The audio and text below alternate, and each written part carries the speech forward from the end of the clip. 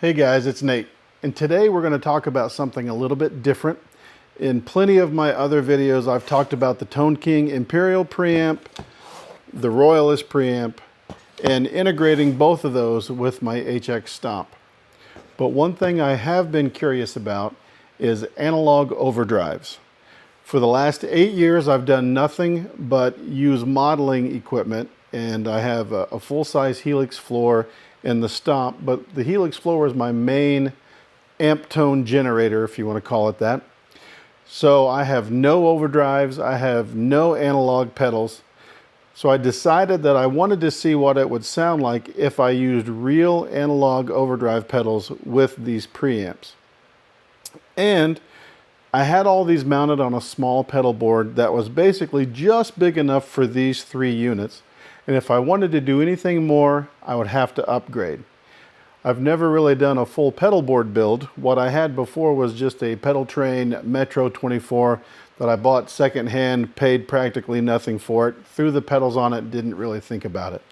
But what I wanted to do is do a proper, real pedalboard build based around these 3 units, a couple overdrives, and see how it sounds, see how it looks, see how it all goes together.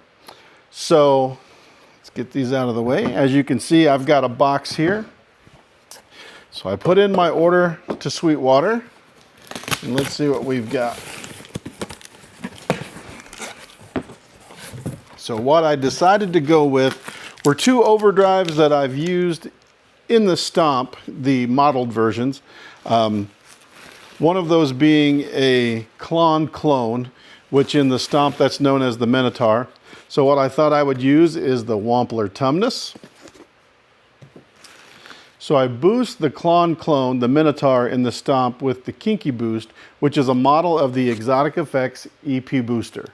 So I wanted to try the real deal against the modeled versions and see how those sound. And then I'm going to mount it all on, let's get all this other stuff out of the way, a Temple Audio Duo pedal board. This is a 17-inch pedal board, and I'm going to run 2 rows here. So as you can see, 17-inch pedal board. The idea is to have the preamps up top, the Stomp on the bottom with the drive pedals. So let's put all this together and see how it looks, and then more importantly, let's see how it sounds. I will be mounting the pedals using the Temple Audio plate system.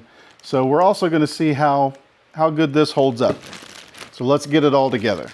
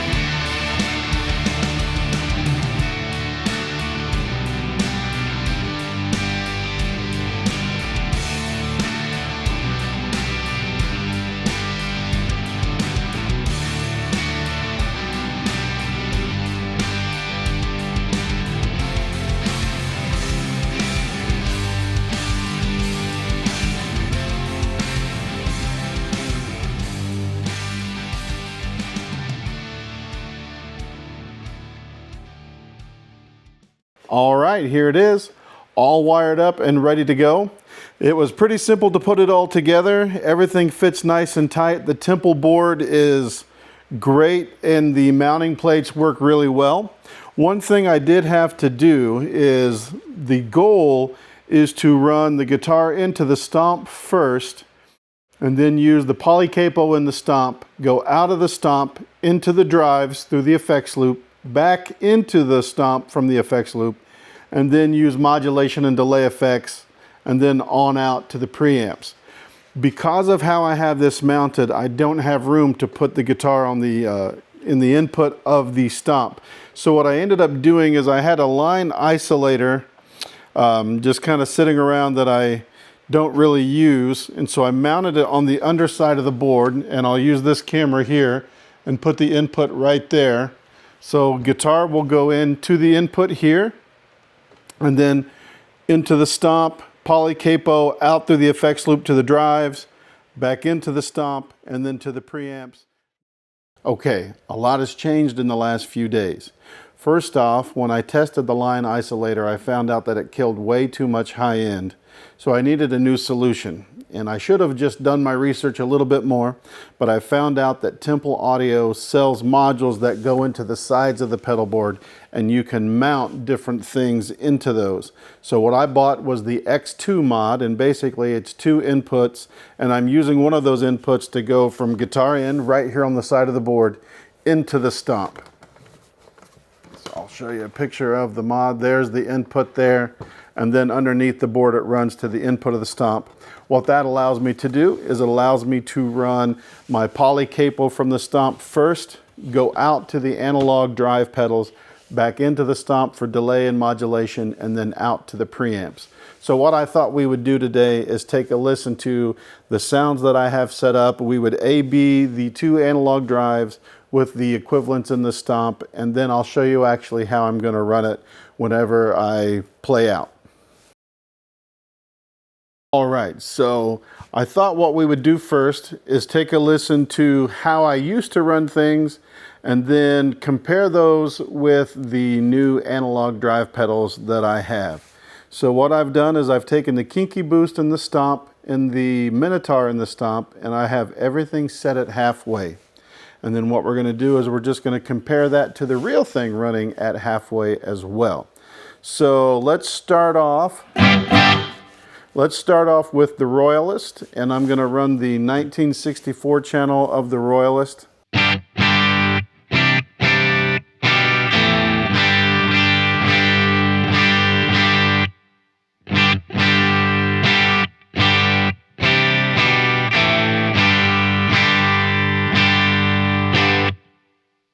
I turn the gain up a little bit.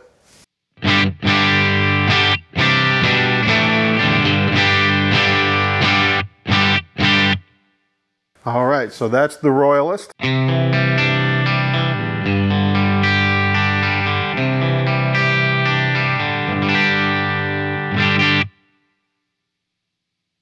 And then here is the Kinky Boost.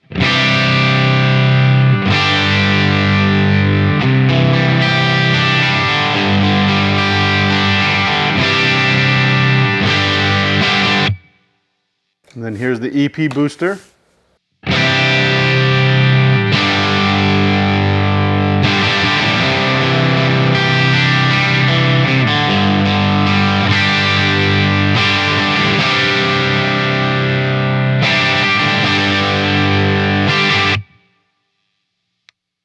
Back to the Kinky Boost.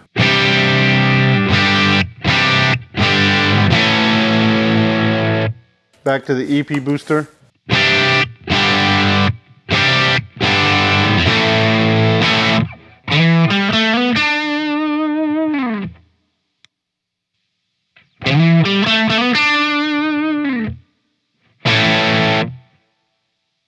All right, now let's try it on the 1970 Plexi channel here. Here's the dry tone.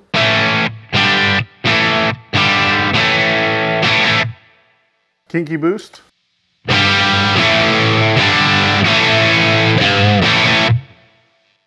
EP Booster.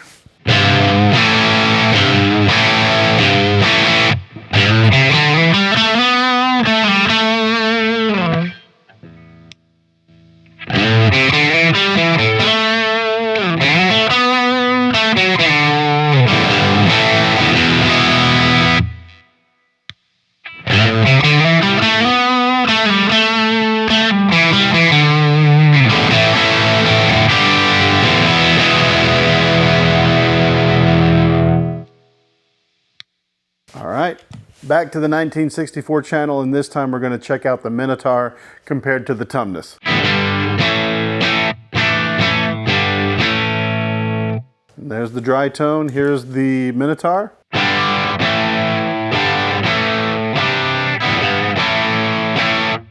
The Tumnus.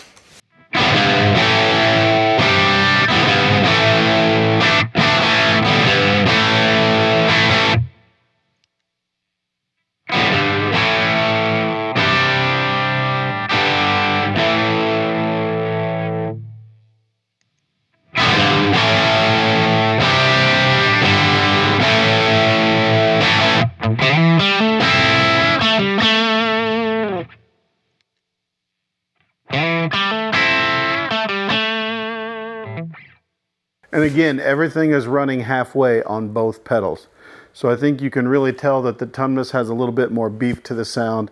It definitely feels different. The EP Booster feels different compared to the Kinky Boost.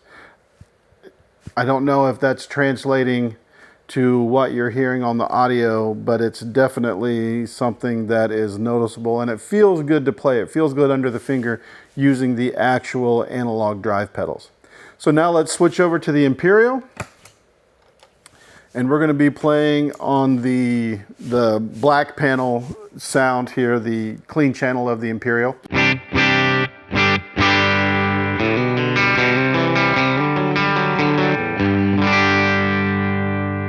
And then the Kinky Boost.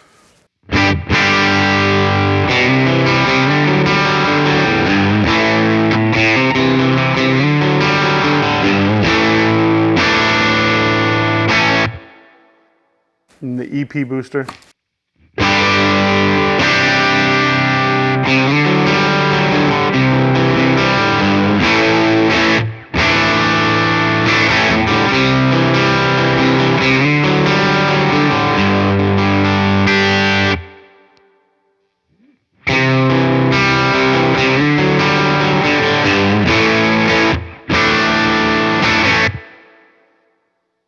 And I think the EP Booster and the Kinky Booster sound closer together than what the Tumnus and the Minotaur do. So let's take a listen to those drives. So here's the Minotaur. The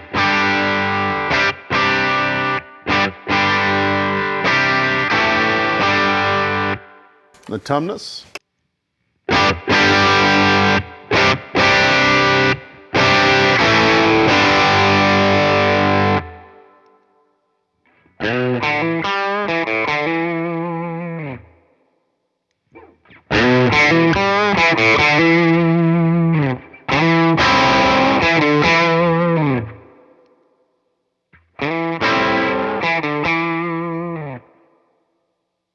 And there's a striking difference between those two. Obviously, I could probably just change the settings on the Minotaur and get a lot closer to the Tumnus, but the feel is completely different.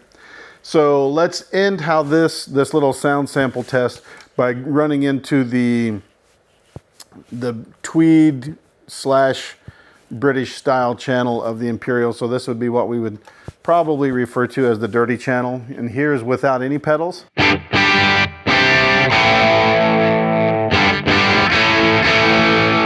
Kinky Boost.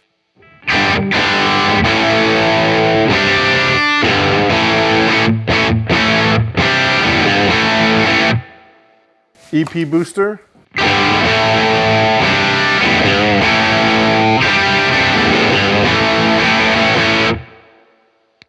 And then here is the Minotaur.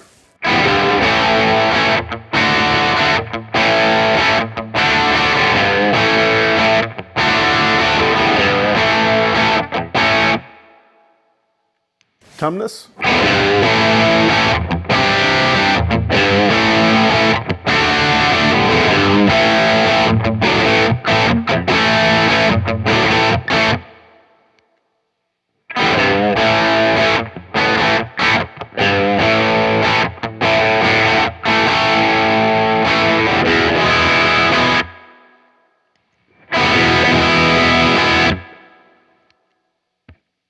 So there's the comparison of the drives. I must say that I really do prefer the analog drives.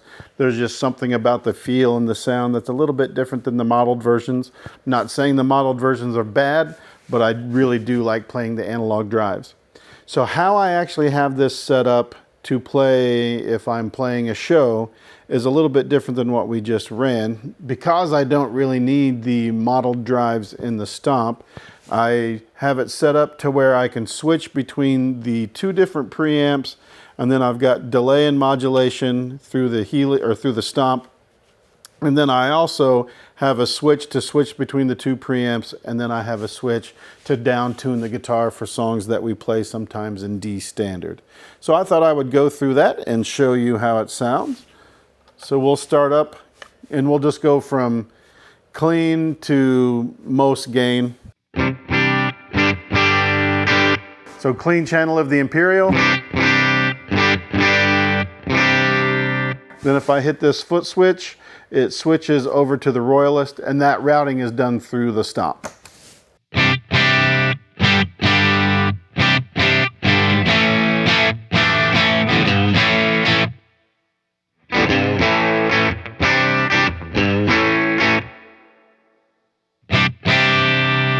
And that's using the 1964 channel on the Royalist.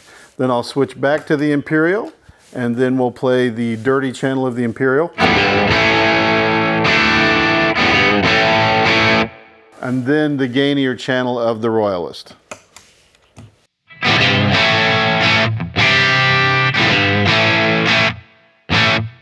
And you could probably make the argument that the dirty channel of the Imperial has the potential to have a little bit more gain than the Royalist, but it doesn't sound quite as aggressive, especially in the upper mids and the highs, with the Royalist having that British flavored tone. And I am running the volume on the Royalist on both the 1964 channel and the 1970 channel. I'm running the volume at about 1 o'clock, so I could get more gain out of those, but I don't really need to do that because I have the drive pedals. So let's start with the 1970 channel of the Royalist, and then we'll add the Tumnus in.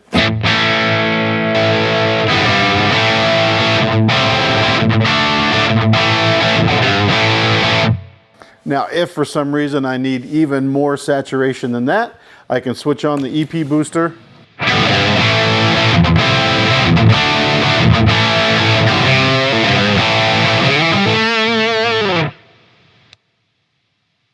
I don't know if I'd ever need any more drive than that, but it really does sound great.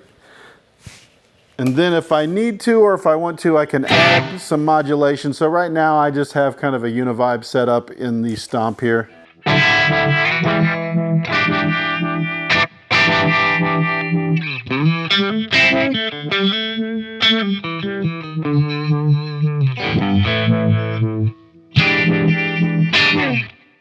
Back up to the 1960, or back over to the Imperial.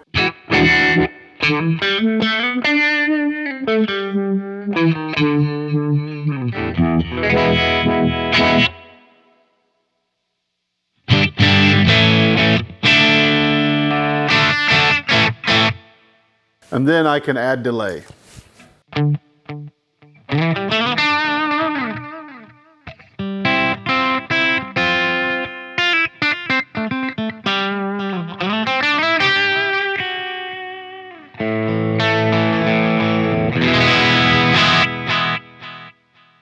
So there you have it. That's how I have it set up currently. This is probably how I'll run it for the time being.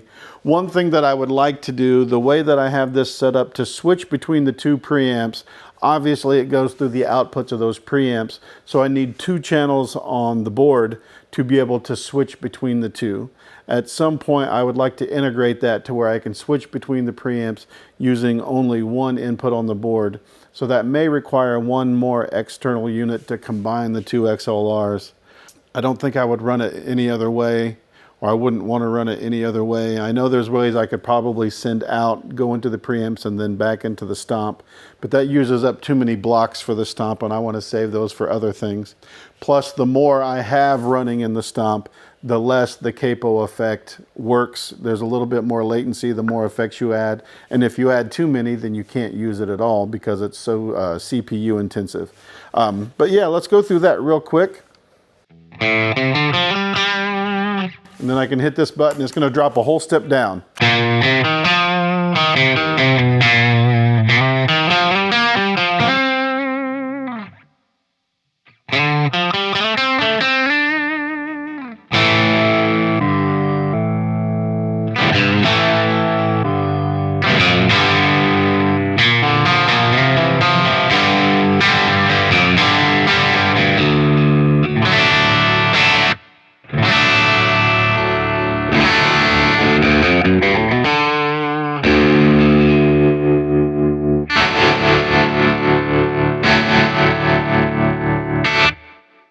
But as always, thanks for watching. Thanks for sticking around through this new pedal board build. And please like and subscribe.